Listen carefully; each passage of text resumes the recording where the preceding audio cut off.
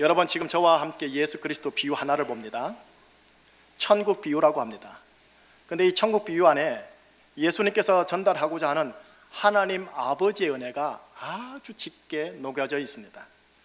근데 여러분, 지금 방금 비유를 쭉 읽어보셔서 아시겠지만 이 비유가 어떤 분들에게 대단히 위로가 되는가 하면 어떤 분들에게는 이 비유가 대단히 불합리하고 불쾌하게 들릴 수 있습니다. 다시 말하면 하나님 아버지의 은혜라는 이 단어가 모든 자들에게 다 좋게 외관상 일단 들리지 않는다는 소리입니다. 하오나 조금만 더 깊이 들어가면 아버지의 은혜가 모든 사람들에게 얼마나 좋은 건지 한번 오늘 설교를 통해 확인할 수 있을 겁니다. 자, 은혜. 여러분, 은혜라는 이 사전적 정의가 뭔지 아세요? 받을 자격이 없는 사람에게 아무런 대가 없이 주는 호의를 얘기합니다. 혹은 받는 사람이 주는 이에게 도저히 갚을 수 없을 정도로 베품받는 호의를 얘기합니다. 자, 그런데 우리가 사는 대한민국요, 우리가 사는 세상 열국요, 대한민국과 세상 열국은 비은혜의 사회 구조입니다. 다시 말하면 자신의 자격, 공로, 피나는 행실을 인정받아 본인이 선망하는 그 위치와 본인이 소망하는 그 물질이라는 보상을 받게 되어 있는 구조 속에 우리가 출생했고 성장했습니다. 여러분, 이런 사회를 일컬어 성경에서는 율법 사회라고 그래요. 사회학에서는 뭐라 하냐면 법치사회, 법치국가라고 해요. 세상에서, 교회에서, 가정에서 법은 제대로 기본으로 깔려 있어야 됩니다. 이렇게 율법사회, 법치사회가 실은 선진국가 시스템입니다. 법치사회, 율법사회가 잘 돌아가야 선진국가 시스템이라는 소리입니다. 왜 그럴까요? 사회 용어로 좀 할게요. 사회에서 이런 말 하대요. 흙수저. 여러분, 흙수저 출신의 시민들이 자기 각고의 노력함으로 자격과 공로를 인정받아서 소위 우리가 선망하는 금수저의 자리를 보상받을 수 있는 기회가 충분히 균등하게 열려있는 그 사회가 법치사회고 그 사회가 선진국가지 않습니까? 그런데 그런 차원에서 우리나라는 일단 율법사회요 법치사회이긴 합니다만 모든 시민들이 자기 노력과 자기 공로에 충분히 보상받는 건강한 율법사회 구조이냐라는 질문에 대해서는 약간 설왕설래를 하고 있는 게 오늘 우리 대한민국 현실입니다. 자, 이제요 2000년 전으로 가볼까요? 예수님의 생존했던 고대 유대 사회예요. 거기도 당연히 율법 사회였습니다. 종교적 율법 사회이기도 했고요, 로마 제국의 정치적 율법 사회이기도 했죠. 그런데 그 사회에서는 계층이 그대로 세습이 됩니다. 올라갈 수 있는 기회가 전혀 없었어요. 계층이 그대로 세습이 됩니다.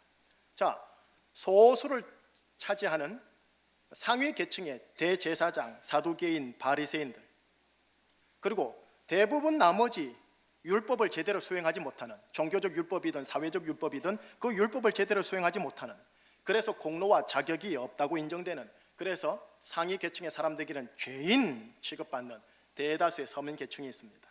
그리고 이 둘 사이에 약간의 중상층이라 할 수 있는 상인 계층, 중산층이 있습니다. 이 계층이 계속 아이들에게 대물림되는 거예요. 상위 계층의 사람들은 율법을 잘 지킴으로 그것으로 인해 유대 사회에서 인정받고, 그리고 성전 중심 신앙으로 인하여 교회 예배당, 회당에서도 인정받고, 그래서 하나님이 신이 그걸 보시고 천국으로 들어갈 수 있음을 인정받는다 생각하는 분들, 이 땅에서도 천국의 복을 누릴 수 있다 인정받는다 생각하는 분들입니다. 한편 대다수의 서민들은요 어떻게 사느냐, 하루하루 품삯을 받아서, 그때 당시엔 대가족들이거든요. 대가족들이 하루하루 겨우 연명하는 자들이었어요. 이들에게는 독서, 여행, 취미, 올레길 걷기, 이 생활의 여가를 즐길 여유는 큰 사치에 불과합니다. 단지 하루 먹고 사는 문제, 그게 인생살이의 가장 큰 관심의 화두였습니다. 그렇게 유대 사회에서의 유대의 율법 중에 가장 핵심인 11조도 낼 수 없는 사회 경제 구조 형편이었다는 거예요. 자, 왜 그런지 가르쳐 드릴게요. 당시 로마 지배 사회 구조였거든요. 로마 사회 구조 속에서 로마인들이 강제적으로 피지배 국가에, 속국 식민지 국가에서 세금을 막중하게 떼갑니다. 수익의 30% 이상을 떼가요. 이 외에 이런저런 항목을 가지고 세금을 책정하고 서민들의 수익을 찬탈해 나간단 말이에요. 안 주면 무력으로 큰 피해를 입히니 어떻게 해요? 무서워서라도 내줄 수밖에 없는 상황인 거죠. 한편 그들 사회의 핵심 종교, 정신, 철학의 기본이었던 율법에 기록되어 있는 성전 종교세 중에 가장 핵심이었던 11조. 여러분, 그 시대 당시의 11조는 유대 사회에서요, 거룩하냐 거룩하지 않냐, 의인이냐 죄인이냐, 공로와 자격을 판가름하는 가장 기본 핵심 기준이었습니다. 그런데 이 11조 준수가 종교적 의무 사항이긴 했는데 로마 군들이 사용했던 공권력과 물리력은 없었어요. 그냥 자원해서 하나님께 드리는 거죠. 그러다 보니 목구멍이 포도청이라고 이미 하루하루 연명하는 사람들의 수익의 30% 이상을 강제로 빼앗긴 상태에서요, 또다시 수익의 10%를 하나님께 드린다는 게 너무나 큰 부담이 되는 거예요, 서민들은요. 그래서 울며 겨자 먹기로 11조를 낼 수 없는 사회 경제 구조 실상이었어요. 그러다 보니 최상위 계층의 대제사장 사두개인 바리새인들은 로마인들이 강제로 수탈하는 세금 30%를 나름 내고도 수익이 있었기 때문에, 또 이들은 율법 준수를 통해 하나님과 사람들에게 인정받고자 하는 자기 공로 의식이 투철한 분이었기 때문에 11조까지 성실히 내신 분들이셨어요. 그러다 보니 이들 안에 어떤 사고가 생기느냐, 우리는 의인, 내지 못하는 저 서민들은 죄인, 우리들은 거룩, 저들은 거룩하지 않아. 11조를 하나님께 드리는 내 공로는 천국 입성의 자격이 되고 내 이 땅을 사는데 하나님의 복을 누리는데 자격이 되지만, 저들이 11조를 내지 못하기 때문에 천국에 들어갈 자격이 되지 않아. 이 땅에서 천국의 복을 누릴 수 없어 라는 의식이 그들 속에 깔려버린 거예요. 이게 고대 유대 사회의 율법 사회 구조가 가지고 있는 정신이었습니다. 여러분, 이런 사회 구조 배경을 이해하면서 오늘 예수님의 천국 비유를 들으셔야 입체적으로 쏙 들어와요. 자, 이제 들어갑니다. 1절 한번 같이 읽어봐요. 1절 같이 읽겠습니다. 천국은 마치 품꾼을 얻어 포도원에 들여보내려고 이른 아침에 나간 집주인과 같으니라. 천국은 집주인과 같으니라. 아침 일찍 일꾼을 얻어 자기의 포도원에서 오늘 하루 일하게 하고 일당을 주는 집주인요. 우리나라 말은 뭡니까? 제주엔 있나요? 노동시장요. 노동시장에 늘 자기 자신을 내놓는 일용직요. 일용직. 자, 2절 연이어 보겠습니다. 2절 시작. 그가 하루 한 데나리온씩 품꾼들과 약속하여 포도원에 들여보내고. 집주인이 한 데나리온씩 품꾼과 약속해서 포도원에 들여보내요. 그 시간이 유대 당시의 시각으로 0시라고 그래요. 우리나라 시간으로 말하면 오전 6시. 여러분 막노동 해봐서 아시죠? 저도 조금 해봤지만 여름엔 6시부터 움직여야 되거든요. 오전 6시요. 그리고 계약은 일당 한 데나리온. 여러분, 한 데나리온은 그 시대 당시에 1일 노동 최저 임금입니다. 오전 6시부터 해서 쭉 12시간에서 오후 6시까지 일을 하면 12시간 일을 하는데, 그때 받는 보상과 대가가 한 데나리온입니다. 오늘날 우리나라 고용노동부 고시를 보니까 올해 최저시급이 6,030원 곱하기 12 하면 72,360원이 한 데나리온인 겁니다. 자, 그런데요, 포도원을 가지고 있는 이 집주인이 노동시장 장터에 또 나가보는 거예요. 보니까 3절, 5절, 6절에서 도합 4번을 나가서 4번을 사람들을 구해와요. 한번 보시지요. 3절에서 7절인데 저와 여러분이 교독할게요. 제가 먼저 3절 읽습니다. 또 제3시에 나가보니 장터에 놀고 서 있는 사람들이 또 있는지라.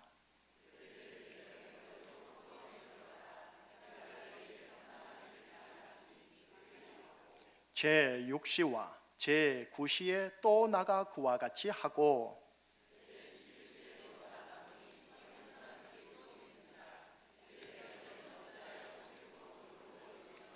같이요. 이르되 우리를 품꾼으로 쓰는 이가 없음이니이다. 이르되 너희도 포도원에 들어가라 하니라. 여러분, 여기에 좀 나옵니다. 제3시. 여러분, 0시가 6시면 3시면 몇 시입니까? 오전 9시요. 그러면 6시면은요, 정오 12시요. 9시, 11시. 우리나라로 환산하면은 9시, 12시, 오후 3시, 오후 5시인 거예요. 자, 여러분, 오후 5시에 들어온 사람은 몇 시간만 일하면 돼요? 1시간만.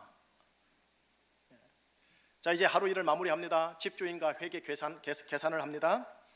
그런데 집주인께서요, 가장 늦게 온 사람부터 노동의 대가를 줍니다. 오후 5시에 온 자에게 얼마를 주는가 봤더니 세상에나 한 데나리온을 주는 거예요.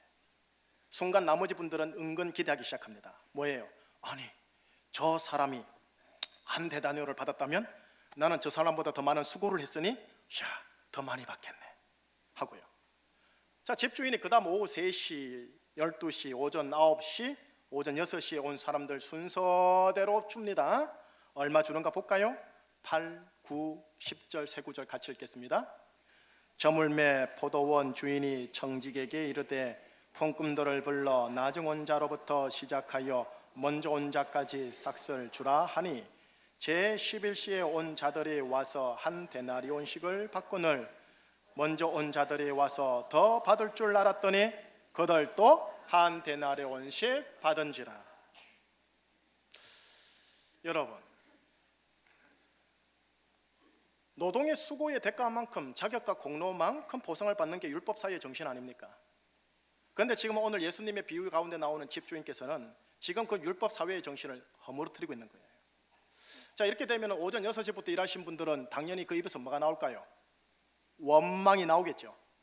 자, 11절에서 13절 계속 연이어 읽읍시다. 11절에서 13절.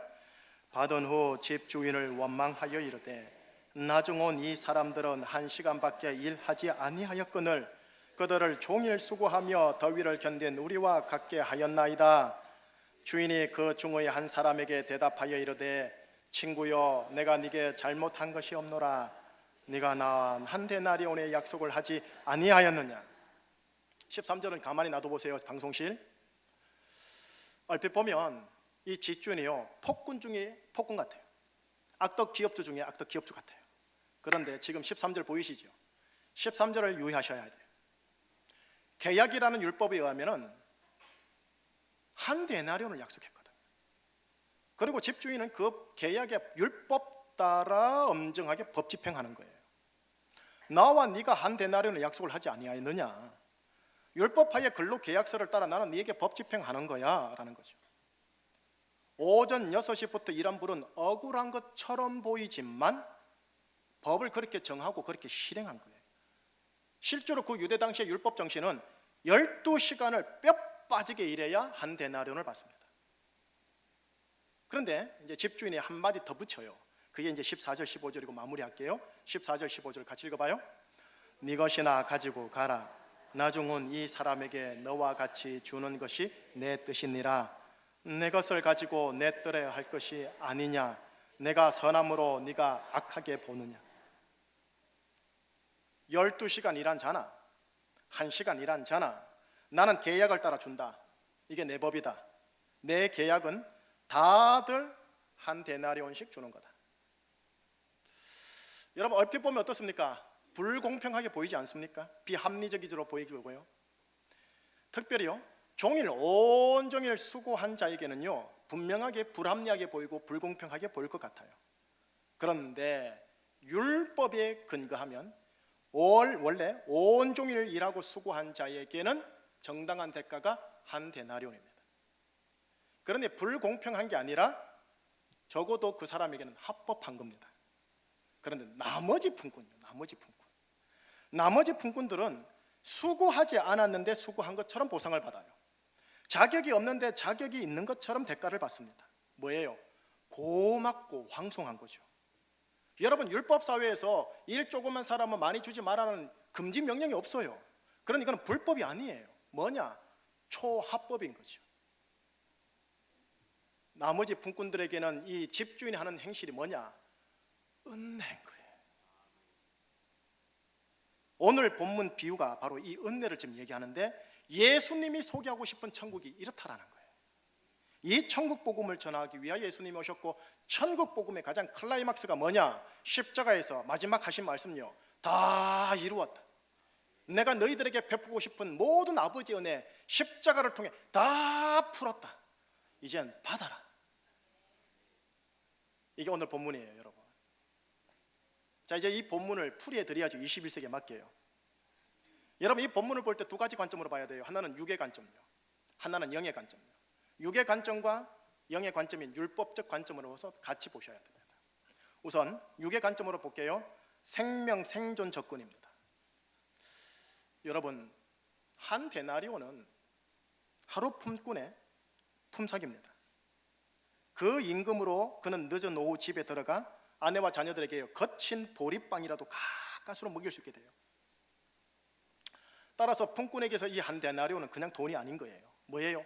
오늘 하루 내 가족, 내 사랑하는 가족들의 생명 생존 보존 장치예요. 천국의 집주인은 품꾼의 생명과 품꾼 가족들의 생명 생존 오늘 하루를 염두에 두고 모든 품꾼들에게 지금 베풀고 있는 거예요.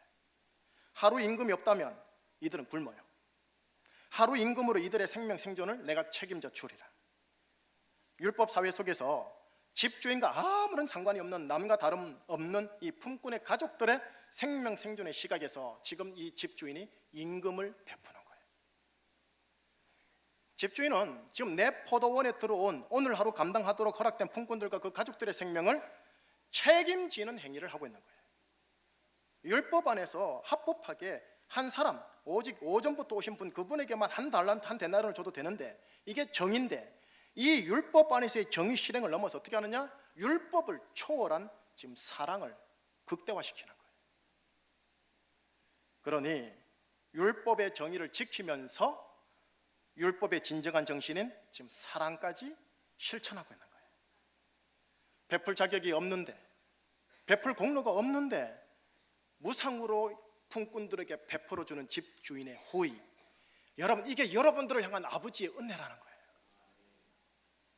율법 사회에 찌들 대로 찌든 서민들에게 예수님이 보여주고자 했던 아버지의 은혜예요. 그러니 서민들은 예수님을 좋아하고 반면 상위 계층의 대제사장 바리새인들은 거부 반응을 일으키고 알러지 반응을 일으키면서 예수를 대적한 거예요.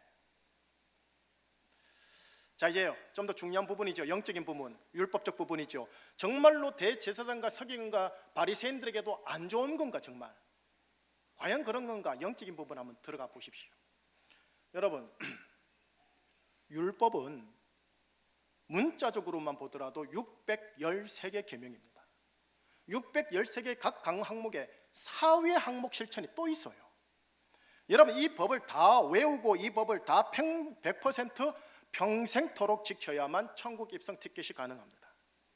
만약에 평생토록 잘 지키다가 순간 찰나의 하나를 어기면 그는 100%에 미치지 못하기 때문에 율법 계약에 따라 천국 입성 불가합니다. 99%를 지켜도 100%가 아니면 하나님의 무흠한 의에 합당하지 않는 자가 됩니다. 그러니 영생의 의와 이 땅의 의의 복과 의의 삶을 얻지를 못합니다. 여러분, 이게 법입니다. 법은 엄정하게 정의롭게 실행되어야 합니다. 아는 사람이라고 봐준다고요? 알짤 없습니다. 저 사람의 애씀과 노고를 가상히 여기에 조금만 눈 감아주세요? 알짤 없습니다. 법을 집행하는 만군의 여호와 하나님의 집행관은 엄정하십니다. 그런데 문제가 있는 거예요. 무슨 문제냐? 평생토록 100% 율법 준수할 수 있는 분이 이 땅에 아무도 없다라는 문제예요. 지금 100% 율법 준수를 하는 자가 누구냐? 오늘 비유 속에 등장하는 아침 6시부터 온종일 수고한 그 품꾼을 얘기합니다. 아침 6시부터 오늘 하루 종일 땀 흘리고 수고해야 가까스로 한 데나리온 천국 입성 티켓 따는 거예요. 그런데 이 집주인 되시는 하나님은 아는 거죠. 율법을 100% 지킬 수 있는 사람이 아무도 없다라는 것을. 우리 모두가 언제 들어간 거냐? 9시, 12시, 3시, 5시, 5시 59분 그렇게 집주인의 포도원에 들어간 품꾼이라는 거예요. 그런데 우리에게 이 집주인이 하나님 아버지께서 한 데나리온을 주시더라는 거예요. 천국 입성을 허락해 주시고 이 땅에서 하나님의 의를 받아서 의의 사람이라 인쳐주시고 의의 사람이다 보니 의의 복, 의의 관계, 의의 인생, 의의 축복을 내가 덤으로 주겠다고 하시는 거예요. 여러분, 대제사장들도요, 바리새인들도요 평생토록 100% 율법 못 지켜요. 율법대로 하면 우리 모두는 열애 없이 의의 사람이 아닌 거예요. 의의 복, 의의 영생을 얻을 자격과 공로가 한없이 미달된 메네 대결 우바르신이라는 정죄를 받아요. 어거스틴, 칼빈, 주기철 목사님, 손양원 목사님, 대제사장, 바리새인, 서기관, 사두개인들 모두가 그렇다라는 거예요. 집주인의 은혜가 아니면 천국을 얻을 수가 없어요. 하나님의 의를 하나님의 은혜로 얻는 거죠. 의의 자녀가 됩니다. 의의 복과 의의 영생을 주신다고 합니다. 이것을 일컬어 뭐라느냐? 그레이스, 은혜라고 그래요. 받을 자격이 없는 자에게 베풀어 주는 무한한 호의, 받는 자가 도무지 주는 이에게 갚을 수 없는 무한한 호의. 여러분, 이 은혜가 여러분과 여러분의 가정에 과거, 현재, 미래 모두에게 부어진다는 거예요. 여러분, 예수님의 이 비유가 지금 그럼에도 불구하고 듣기에 비합법적이고 불공평하다고 말하게 되시면 우리가 아무 공로 없이 하나님의 자녀가 되어 천국에 들어가고 영생의 복을 취하는 것도 비합법적인 것이 되고 불공평한 것이다 말해야 논리적으로 일관성이 있는 것입니다. 저주와 지옥을 우리 모두가 달게 받아야 합니다. 내가 천국 가는 게 비합법이요 불법이요, 내가 의의 사람이라 불리는 것도 비합법이고 불법인 거예요. 여러분, 결론 지을게요. 충신이여 그리스도로 충만하라, 이 표를 가지고 출항을 하고 저것이 정북 방향이고 북극성입니다. 저거 바라보고 인생의 바다를 항해를 하는 거예요. 때로는 순항을 만나고 때로는 광풍을 만나겠지요. 그러나 정북 방향을 놓치서는 안 돼요. 충신이여 그리스도로 충만하라, 이 표현은 적어도 뭘 말하느냐? 예수 그리스도가 전하는 은혜로 충만하라는 뜻입니다. 예수 그리스도를 주로 모신 여러분, 산부 예배 이 자리에 오신 것 따라한 것이 이미 예수님을 주로 모셨다 믿고 전제하에 말합니다. 여러분 모두는 하나님의 은혜를 받은 자입니다. 어제도 오늘도 내일도 하나님의 은혜에 거하는 사람이죠. 받을 자격이 없는데도 불구하고 베풀어 주시는 호의, 받는 자가 도무지 주는 이에게 갚을 수 없는 호의, 이 호의를 이미 여러분들은 받았고 받고 있는 자며 앞으로 받을 자라는 거예요. 예수님의 십자가의 완성된 사역으로 인해서 그걸 여러분이 믿는다는 것 때문에 은혜로 그냥 주신대요. 너무나 싸구려처럼 들려는 부작용도 있지만 그렇게 크다라는 거예요. 하나님 아버지의 은혜가 아니고선 재용서 못 받아요. 교회 생활 충성한다고, 봉사한다고, 주일 성수한다고, 11조 헌금한다고 못 받아요. 제2의 기회도 없어요. 아버지 은혜가 아니고서는 자유함도 없어요. 복, 생명 더더욱 없어요.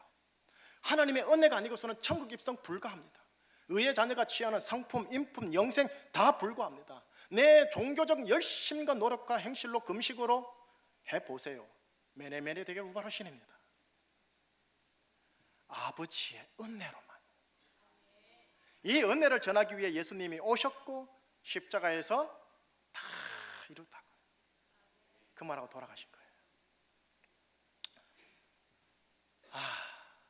비은혜 사회 구조 속에서 태어나시고 거기서 초중고대를 나오시고 지금까지 성장하시고 가정을 이끌어 가신 여러분, 고생 많이 하셨습니다. 축복합니다. 과거지서 어떠하든 예수님 이름으로 일단 축복합니다. 여러분의 눌림, 지침, 불안, 노고 예수 그리스도가 아십니다.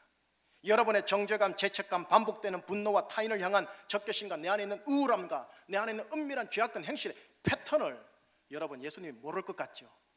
다 압니다. 그래서 자기 공로와 자기 자격으로 이 모든 것들로부터 해방되고 자유케 하려고 용을 써보는데 어침대 덧침격으로 더 악화되고 반복되는 걸 확인하지 않습니까? 위선적이고 이중적이고 가식적이고 거룩한 척하지만 내 안에 음란함이 온갖 망구 따 있고 탐욕이 있고.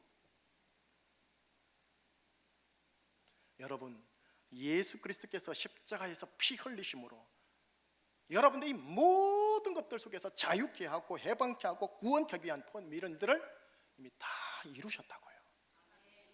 이게 복음 굿뉴스 기쁜 소식이라고 그래요. 이거를 여기 말고요, 이거 모르는 분이 계십니까? 여기에 들어가야 된다고요. 여기에 믿으셔야 돼요. 믿음의 증거로 감사합니다 예수님, 사랑합니다 예수님, 정말로 믿는 거예요. 예수께서 나를 위하여 필요한 모든 은혜를 다 이루셨다. 이 믿음으로요 내 인생 새롭게 빌드업 하셔야 돼요. 가정 빌드업, 직업 빌드업, 관계상의 빌드업. 죄악된 반복된 행실로 또 무너져도 나는 왜 이래, 난 죽어야 돼, 이게 아니고요. 내 가족들이 잘못하는 거 보면 넌 죽어야 돼, 넌 그거밖에 안 돼, 이게 아니고요. 하나님의 은혜가 저 사람을 살리고 하나님의 은혜가 나를 다시 오토기처럼 살릴 것이다. 그 믿음으로 또 축복하고 사랑하고 격려하고, 넘어져도 또 일어나고, 무너져도 또 팔 걷어붙이고 일하고, 하나님의 은혜가 여러분들을 이렇게 만들어내버려요. 이 은혜에 쪄드시고요, 은혜의 스펀지가 되셔서 짜면은 은혜만 나오시기를 주의 이름으로 축복합니다.